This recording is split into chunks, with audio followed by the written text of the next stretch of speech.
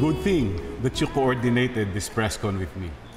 If we win the public sentiment, mas pakukumbinsin natin ang piskal na hindi ikaw ang mastermind. Pagkos, isa ka din biktima nila Rhea at Brendan.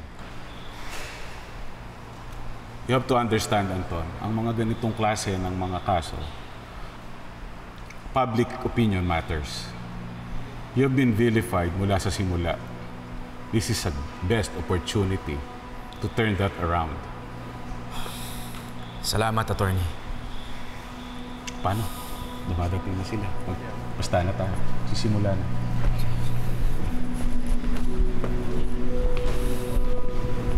Attorney, may mga kailangan bang sabihin si Anton? Just tell the truth.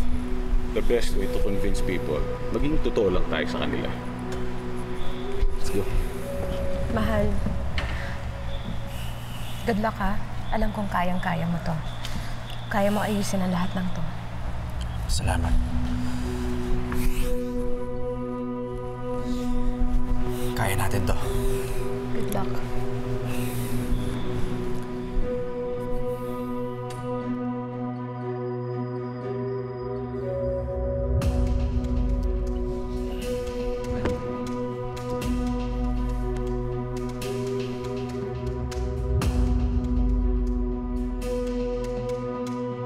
Hindi ba dapat nandun tayo?